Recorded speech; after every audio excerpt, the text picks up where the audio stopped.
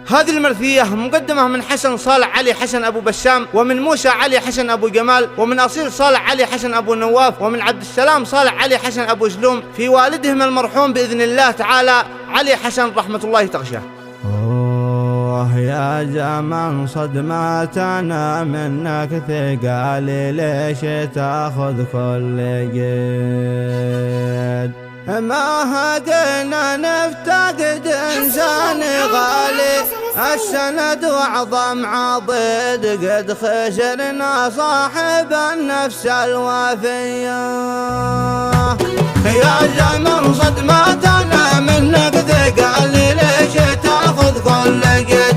ما هدينا نفتقد انسان غالي، السند واعظم عضيد قد خسرنا صاحب النفس الوافية. من بعد قدي علي ضيق حالي، حزني يلهب الورد، شخص له بقلوبنا تقدر علي، صاحب الراية الشديد والجمال والكرم من صفوانية. جرحنا بعده مثل طعن النصال، كان هدر على كل طابع النصر مقطوع الوصال، والقبن فينا يزيد فالقبر مدفون صدمتنا قوية. كان قد وأبي يضرب مثال بن حسن أغلى قد تبكي مخرشة على أغلى الرجال، والحزن بعد شديد في ديار بها توفت المنية. قد صدمنا ذا الخبر عبر اتصال، والمسافة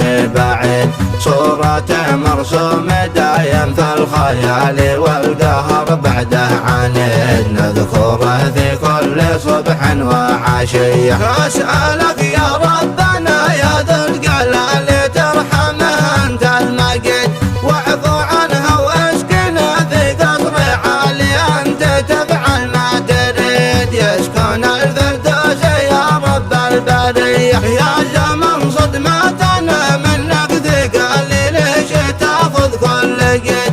ما هدينا نفتقد انسان غالي، السند واعظم عضيد قد خسرنا صاحب النفس الوافية. من بعد قدي علي ضيق حالي، حزني يلهب الورد، شخص له بقلوبنا تقدر علي، صاحب الراية الشديد والجمال والكرم من صفوانية. جرحنا بعده مثل طعن النصال، كان هدر على كل طابع النصر مقطوع الوصال، والقبن فينا يزيد فالقبر مدفون صدمتنا قوية. كان قد وأبي يضرب مثال بن حسن أغلى قد تبكي مخرشة على أغلى الرجال، والحزن بعد شديد في ديار بها توفت المنية. قد صدمنا ذا الخبر عبر اتصال، والمسافة بعيد صورته مرسومة دايم في الخيال، والقهر بعده عنيد نذكره في كل صبح وعشية. أسألك يا